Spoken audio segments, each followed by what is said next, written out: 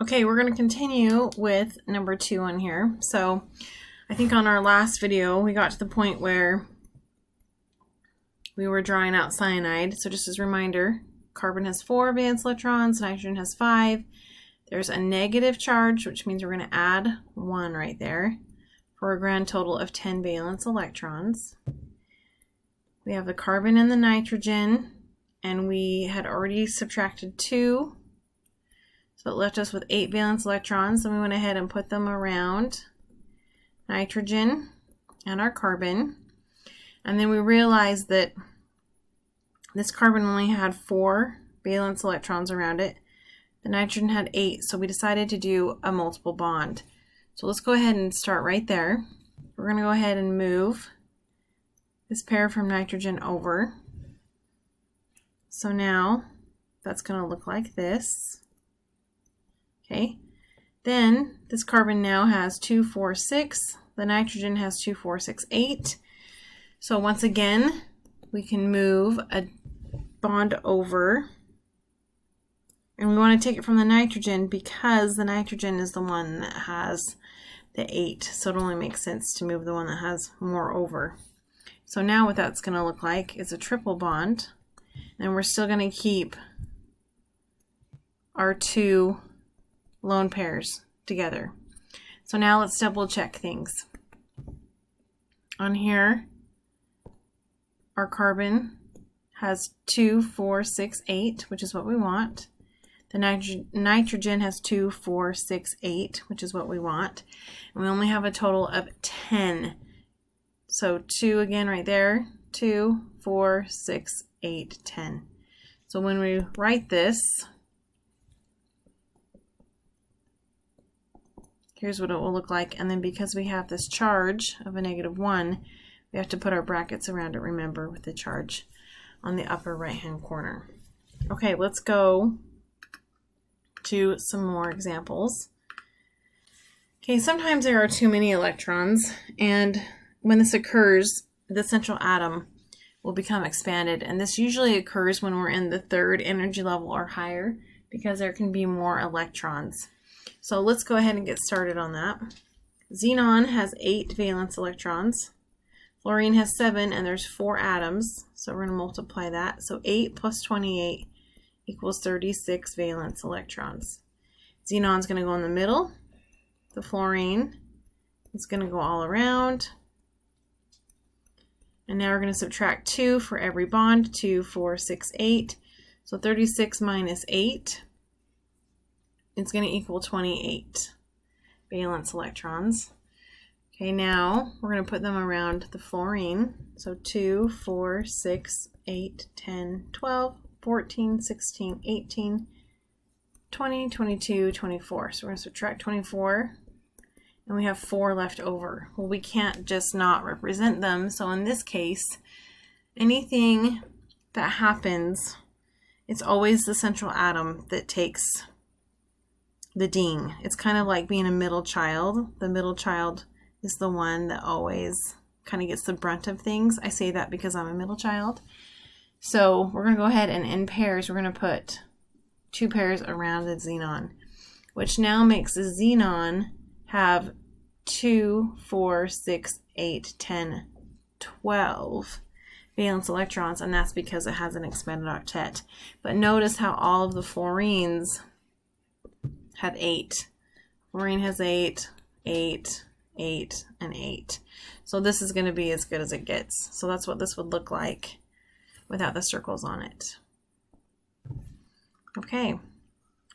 Sometimes we don't have enough electrons on the central atom. Again, this is because the central atom is the one that is usually the least electronegative, so it's going to take anything that's different and kind of take the abuse, so to speak. So 2, that this happened to all the time, is beryllium, and that only makes 2 bonds, so it's only going to have a total of 4 valence electrons around it. And then boron, which only makes 3 bonds, and it's going to only have 6 valence electrons around it. So here are some examples. Let's go ahead and get these started. So beryllium has 2 valence electrons. Chlorine has 7. So our total here is 16 valence electrons. So if we draw this out, beryllium's going to be in the center. Chlorine's going to be on the outside. We're going to subtract 2, 4 from our total of 16. We get 12. Again, we're going to do the terminal atoms first. So 2, 4, 6, 8, 10, 12. And if we look at things, the chlorine on the left has 8, the chlorine on the right has 8, and beryllium only has 4. And we've used our total of 16. So the reason why this happens is because if you look at beryllium, beryllium is actually a metal. And the chlorines are nonmetals.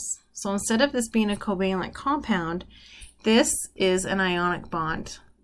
So remember, ionic bonds, they don't share electrons, they transfer them. So in this case, the metal is transferring its electron to chlorine, which makes it not have the full octet.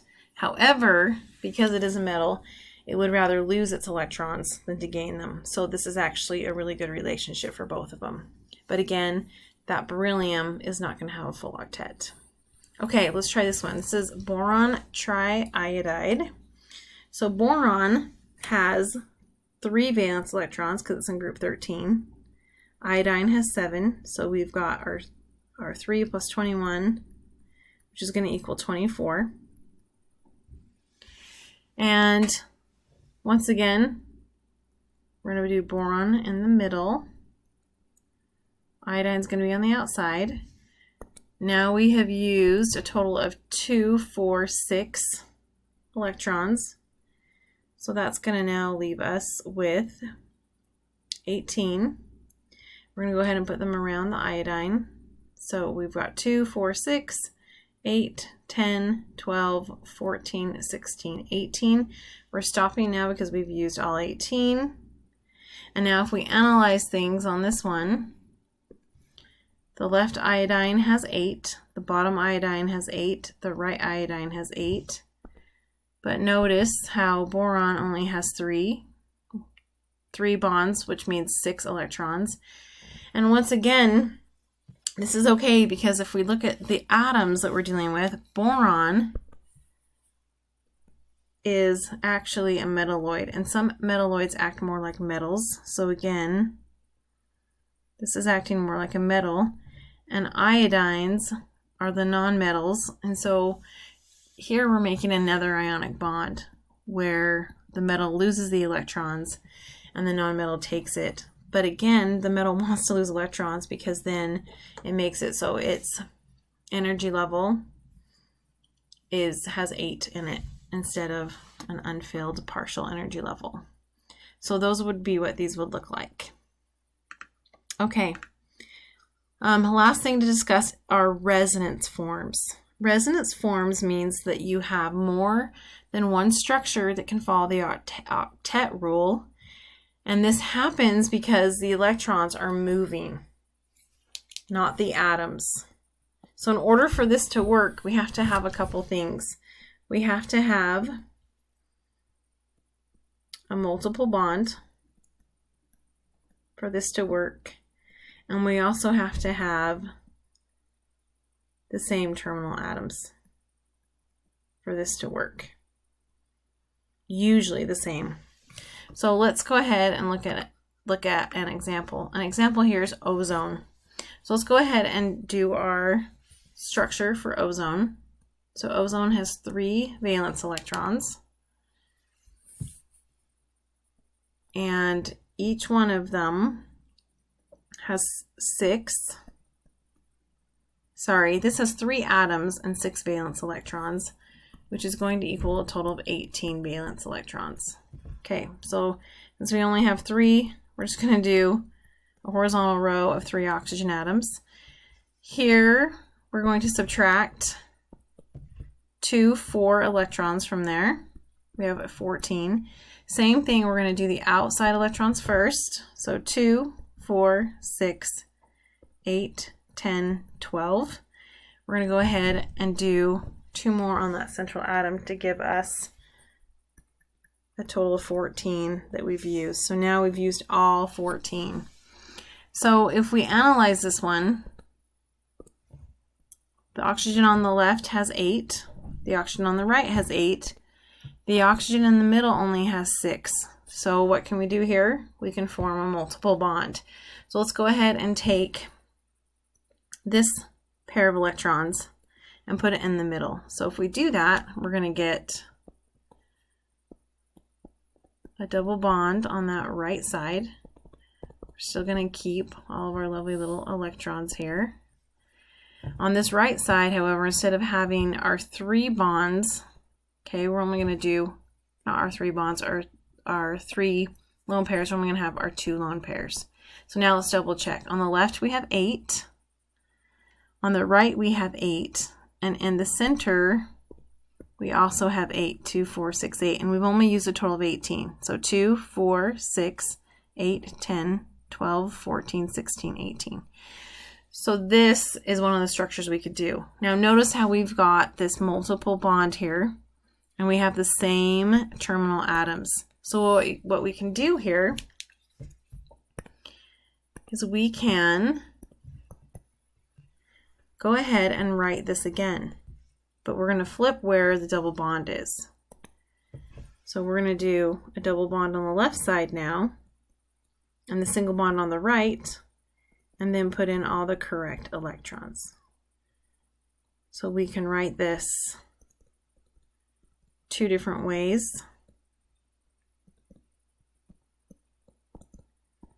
This is what we call resonance forms, because both of these, this structure and this structure, both follow the octet rule, but yet they are different because of where their double bonds are located.